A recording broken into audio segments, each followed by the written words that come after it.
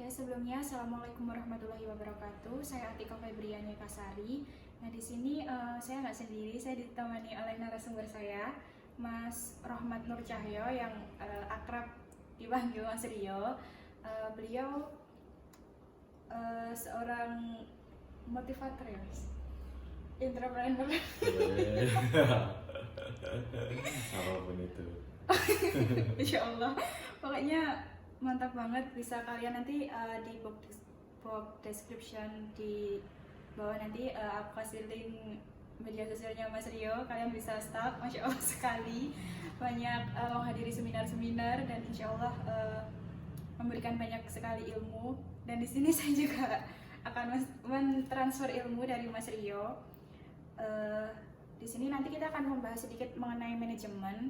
Mas Rio owner beberapa ekspedisi dan mungkin beliau banyak sekali pengalamannya dalam bidang manajemen.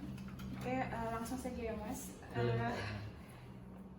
Awal mula rintis usaha itu gimana Mas? Terus kayak kenapa di antara banyaknya usaha itu Mas milih ekspedisi?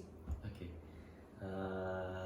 Terima kasih Tika. Jadi kalau ngomongin soal pilihannya, ada begitu banyak peluang di luar sana gitu. Nah, kenapa mau memilih ekspedisi? Karena pertama melihat dalam diri bahwa aku tuh tipenya senang kalau dalam hal jasa gitu, melayani kan. Nah, kenapa memilih ekspedisi? Kayak ini ekspedisi ini salah satu bentuk usaha, salah satu pilihan usaha yang kayaknya prospeknya bagus. Di tengah kondisi apapun ini tetap aja bisa dikasih jalan gitu. Nah, suatu contoh nih di tengah pandemi, ekspedisi salah satu bidang bisnis yang masih bisa survive gitu. Alhamdulillah kita pun juga masih bisa survive di saat ini gitu. Oke, berarti itu kayak lebihnya ke melihat peluang ke depan gitu ya Mas? Betul. Ya, terus untuk kan ekspedisi itu juga banyak ya Mas. Terus untuk Mas sendiri itu gimana cara memasarkan agar ekspedisi yang Mas tangani itu bisa melebihi teman-teman gitu? Oke. Kalau umumnya ekspedisi itu dijalankan hanya sekedar ada admin, ada kurir gitu. Nah, ya memang seperti itu idealnya. Tetapi sejak awal kami dirikan sekitar tahun 2017 waktu itu, 2017 akhir gitu, kami melihat bahwa harus di manajemen dengan baik gitu, manajemen SDM dengan baik, manajemen sistemnya dibenahi dengan baik gitu. Nah, saat itu kami sudah melihat bahwa ada peluang yang semestinya ini menjadi sebuah kekuatan, yaitu digital marketing. Jadi sejak tahun 2018 waktu itu kami sudah menggali apa sih potensi yang bisa kami kembangkan dari potensi digital marketing ini gitu. Dan alhamdulillah ini yang menjadi faktor keberhasilan sih boleh dikatakan ekspedisi kami dibandingkan dengan tempat-tempat lain gitu. Oke. Kayak kan sekarang juga masanya kayak banyak online kayak gitu ya Mas. Jadi penggunaan media sosial tuh sangat bermanfaat banget. Betul. Untuk pemasaran. Oke. Terus kan Mas itu kan di sini tuh kayak banyak banget acara gitu ya Mas. Maksudnya kan ada kayak harus ngurus sana sini. Terus kayak itu Mas Rio sendiri itu kayak time manajemennya itu gimana? Oke. Sebagai seorang leader gitu, sebagai seorang pemimpin kan kita memang perlu untuk mengatur, termasuk juga untuk memanajemen tim yang ada. Jadi sebisa mungkin ketika kita itu tinggalkan gitu ya, bahkan nanti tim tersebut atau manajer tersebut atau koordinator yang kita pilih, dia sudah siap, dia sudah tahu harus bagaimana. Jadi bedanya antara seorang teknisi sama seorang manajer, seorang teknisi itu dia selalu menepuk dada sendiri gitu, aku gitu, kalau nggak ada aku nggak bisa jalan gitu. Nah, itu yang keliru gitu. Harusnya ketika kita itu menjadi seorang leader yang baik, kita bisa menaruh kepercayaan itu kepada tim kita, ibaratnya menepuk pundaknya tim kita gitu ya. Jadi kamu tahu bagaimana semestinya bisa jalan gitu. Nah, dari situ kepercayaan yang kita kasih juga lebih gitu, dan kita bisa tetap memantau, itu juga penting. Jadi tidak serta merta kita tinggalkan begitu aja, tapi kita bisa bagaimana mengerti berjalan tiap harinya, ada report yang kita dapatkan, dan fungsi manajerial itu yang tetap harus kita jalankan. Itu sebagai seorang leader penting. Oke, jadi kayak lebihnya kayak kita juga ngasih kepercayaan ke salah satu. Yes. Oke. Terus kan Mas, kan kalau otomatis kan kalau di ekspedisi itu kan kerjanya kelompok ya Mas. Terus pengambilan keputusan itu pasti kelompok. Nah di situ kan kalau kelompok itu kayak karakter gitu kan pasti kan beda-beda ya Yep. Mas. Menurut Mas nih, karakter yang beda itu lebih ke menghambat atau malah memberi banyak ide? Kan kalau kayak lebih ke keuntungannya itu kan kalau kita itu beda-beda karakter itu kan pasti penuaan idenya lebih banyak, terus melahirkan inovasi yang lebih gitu. Terus kalau untuk kekurangannya ya itu tadi kayak lebihnya kan kalau kita punya etis sendiri gitu, kayak udah melekat di biologis gitu. Kadang kayak udah keras banget, kayak kekeh gitu, pengennya itu gitu. Kalau menurut Mas itu lebih ke menghambat atau gimana? Saya justru senang, termasuk juga ada namanya kan manajemen konflik ya dalam organisasi. Kalau cuman satu warna aja ini terlihat nggak beres kalau menurut aku. Harus ada dinamisnya gitu. Nah, salah satu yang bisa membuat dinamis itu adalah beragamnya warna itu. Nah, tetapi dengan beragamnya potensi itu, dengan beragamnya warna tadi ya, itu harus ngerti goalnya kemana gitu. Semuanya menuju ke arah yang sama. Terlepas mereka mau dengan caranya mereka sendiri, no problem gitu. Jadi contoh nih ya, kalau kita ngomong soal ini ada punya tim yang mereka itu introvert, extrovert gitu, no problem gitu. Kalau bayangin kalau misalnya nih aku tim introvert, terus aku ketika memilih tim, aku pengen yang sama deh karakternya dengan aku gitu, kan sering kali gitu tuh. Akhirnya semuanya introvert juga gitu. Akhirnya nanti sebuah organisasi atau sebuah wadah yang kita jalankan itu enggak berjalan menarik gitu, karena sama-sama iya sama-sama nantinya kayak cuman nggak seru gitu. Nah jadi yang harus kita lakuin ya, kita bagaimana caranya dengan banyaknya karakter tadi itu bukan justru menghambat, justru bisa menghidupkan suasana. Pernah terjadi pengalaman dulu aku waktu di kuliah itu ketua Kopma lah waktu itu, Koperasi Mahasiswa. Kami ada 33 karyawan. Timku itu sudah tampak nih setelah aku, nanti siapa kira-kira menggantikan. Yang aku lakukan adalah aku mencari orang lain, orang baru yang di situ karakternya betul-betul bikin keruh suasana gitu. Tapi kita sebagai leader kita ngerti, kita bisa tetap mengendaliin gitu, dan betul organisasi yang tadinya itu adem ayem gitu jadi dinamis gitu. Adanya konflik-konflik yang ada di dalamnya itu no problem, dan itu memang kita ciptain gitu, tetapi kita ngerti goalnya itu kemana. Tujuannya adalah agar organisasi itu tetap dinamis. Ketika organisasi dinamis akan ada apa ya, friksi-friksi kecil, akan ada sebuah kompetisi kecil gitu di dalamnya, tetapi justru dari situlah nanti organisasi akan lebih hidup daripada cuman ya ngalir aja. Terus kalau menurut Mas, pengambilan keputusan kelompok itu yang efektif itu gimana? Yang efektif ketika secara manajemen posisinya itu sudah tertata. Contoh ketika ada ketua, barangkali memang di situ ada ketua bidang gitu ya. Tadi kan ketua umum ya, ada ketua bidangnya. Ketua bidangnya di sini itu ada staf atau ada asistennya. Nah, akan lebih baik ketika hal-hal tertentu itu yang bahas itu tidak sampai pelibatan ke asisten atau stafnya. Jadi cukup ketua umum sama ketua bidang, satu contoh ya. Ketua bidang, beberapa ketua bidang sama ketua umum itu yang dia menentukan kebijakan gitu.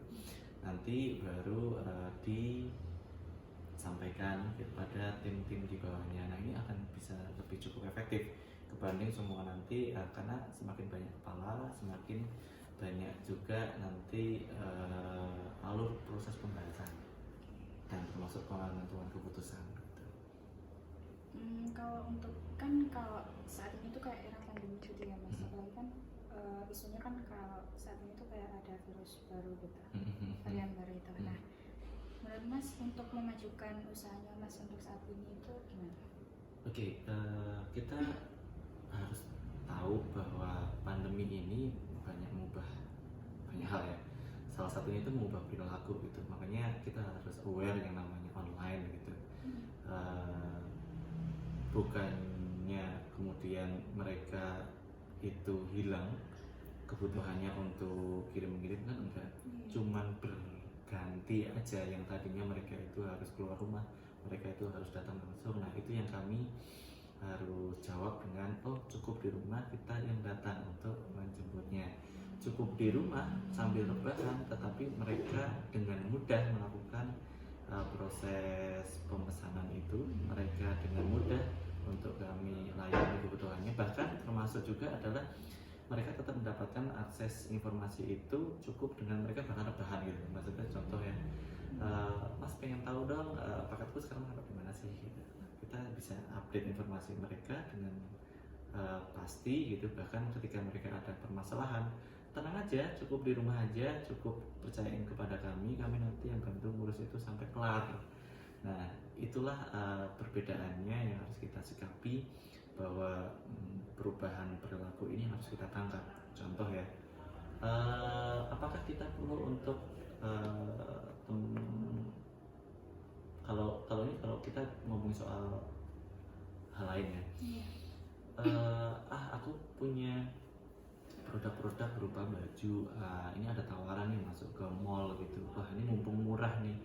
Loh, bukannya kita mengesampingkan ada kesempatan di depan gitu dengan kita buka mumpung murah di mall, tetapi perilaku orang konsumen itu sudah berubah. Mereka sudah, meskipun dibuka kesempatan ke mall, belum tentu mereka itu memilih untuk datang ke mall gitu. Suatu contoh, sekarang mall mana yang benar-benar ramai gitu, ya tetap aja masih sepi gitu. Nah, mereka lebih enjoy untuk mereka cukup gunain gadgetnya untuk memesan produk-produk yang mereka inginkan. Nah, inilah perubahan perilaku itu gitu di tengah pandemi. Dan kami pun juga harus membaca itu dan bisa menjembatani kebutuhan-kebutuhan customer. Di lain parcel tuh masih ada itu ya mas, gratis pick up itu masih ada. Ada free pick up bahkan satu pun, karena kan tujuan kita kan membantu customer ya. Entah mereka itu cuma satu barang gitu, satu barang yang di tujuan yang sangat-sangat dekat dan mungkin kategorinya itu nggak cocok gitu kalau bahasa Jawanya. Tetapi kami percaya bahwa nantinya akan disubsidi sama yang lain. Artinya ada juga yang mereka kirim dalam tujuan besar atau kirimannya besar gitu, tercover. Jadi kami tidak membatasi atau bahkan menanyain dulu barangnya berapa ya gitu, beratnya berapa kilo ya, kirimnya kemana ya, enggak. Mereka request ke kita, masih radius yang kita bisa menjangkau untuk jemput paketnya, dan itu free ya free gitu. Untuk kalian yang mau kirim paket bisa sekali ke lain parcel ke Perawan. HTC masih ada nggak mas? HTC, nah itu tadi, HTC baru awal bulan November kami cabut karena kami ubah strateginya. Tidak satu ekspedisi di banyak tempat, tetapi nambah beberapa ekspedisi lagi. Masya Allah. Oke, untuk kalian yang mager bisa banget. Kalau mau kirim paket bisa banget ini. Terus untuk yang terakhir mas, closing statement buat anak-anak muda biar bangkit gitu, berkarya. Kan pasti kan ini kan masa pandemi itu kayak merubah banyak hal gitu. Oke. Teman-teman biasakan memulai atau memilih sesuatu itu apa yang menjadi keminatan kita gitu loh. Jadi nggak perlu untuk pengen menjadi seseorang yang wah, yang dia tentu sudah melewati banyak hal ya. Dia tentu punya sumber daya yang banyak. Misal dia punya dana yang berkecukupan, dia punya mungkin relasi yang lebih dan lain sebagainya. Apa yang harus kita lakukan sebagai generasi muda dan belum ada pengalaman bahkan, atau sumber dayanya yang masih terbatas, ya lakuin apa yang memang menjadi minat kita saat ini ya. Contoh nih yang cewek yang senang make up gitu, kenapa nggak dikembangin lagi, belajar dari sumber apapun itu, kan banyak ya di Google, di YouTube, bisa belajar dari situ. Aku mau buka jasa layanan makeup artist gitu ya, apa sih modalnya? Ya cuma dipasarin. Pakai apa? Biasanya kan mereka yang butuh, mereka cari tahu lewat sosial media yang kita kuasai, bahkan Instagram contoh. Perlukah iklan? Nanti ketika sudah ada pemasukan iklan, silakan. Marketing dilakukan, itu silakan. Promosinya dengan nanti mungkin ke ads itu dengan sendirinya nanti, atau apa ya, nunut ke artis-artis untuk bisa di mereka promosiin gitu, itu dengan sendirinya. Tetapi kalau kita sebagai sekali lagi generasi yang muda, kita pengen mulai tapi belum punya cukup pengalaman atau sumber daya yang cukup, ya lakukan aja, lakukan apa yang menjadi minat kita pertama. Yang kedua adalah nggak perlu nunggu kapan gitu ya, saat inilah waktu yang paling tepat. Teman-teman yang masih kuliah, semisal nanti setelah kuliah aja deh, setelah kuliah belum tentu teman-teman kuat dengan banyaknya orang yang bilang, hei kamu udah lulus kuliah, kamu mau jualan yang ala kadarnya ya. Contoh tadi, aku senang masak deh, aku mau memulai masak nih, jualan makanan gitu. Belum tentu kita punya mentality yang cukup gitu untuk bisa melewatinya gitu. Nah, makanya saran saya saat ini, teman-teman masih duduk di bangku kuliah atau bahkan mungkin yang nyimak ini masih duduk di bangku sekolah, no problem. Bangku kuliah masih semester 1, no problem. Kesempatan awal untuk kita bisa memulai ini yang penting, karena nggak ada sesuatu yang langsung berhasil, butuh proses. Kalau teman-teman diawali dari sekarang, berarti teman-teman punya banyak waktu untuk melakukan apa ya, percobaan demi percobaan itu, kegagalan demi kegagalan. Dari situlah nanti teman-teman punya kesempatan untuk bisa sukses segera mungkin juga. Terima kasih ya Mas, udah sharing ilmu. Insya Allah ilmunya sangat bermanfaat sekali untuk kita. Dan kesimpulan pada percakapan kali ini tuh lebih ke kayak kalau kita itu harus pintar-pintar melihat peluang. Kalau untuk memulai usaha itu harus pintar-pintar melihat peluang dulu, terus harus manajemennya itu harus tertata dulu. Terus pemimpin itu juga harus memberi kepercayaan ke misalnya salah satu karyawannya gitu, agar apa ya, walaupun ditinggal itu ya tetap jalan, terus kayak ada kontrolnya gitu kan Mas. Terus jeli membaca situasi juga. Kayak kalau pandemi kayak gini, kita harus benar-benar jeli membaca situasi, karena banyak sekali bahkan usaha yang kayak ambruk karena pandemi ini. Oke, untuk yang terakhir saya ucapkan terima kasih kepada Mas Rio untuk transfer ilmunya. Teman-teman kalau mau ketemu Mas Rio itu mau nyambil ke jadwalnya itu susah banget. Kebetulan aja Aduh, ya Allah. Sibuk sekali beliau, jadi sangat berterima kasih sekali sih Mas sudah diluangin waktunya. Semoga usahanya makin sukses, makin lancar, terus berkah, rezekinya limpah, terus rahmatnya Allah itu selalu ngalir. Terima kasih Mas sekali lagi. Sekian sedikit pembahasan mengenai manajemen. Kurang lebihnya mohon maaf, segala kekurangan berasal dari saya sendiri dan untuk kelebihan berasal dari Allah Subhanahu wa taala. Akhirul salam, wassalamualaikum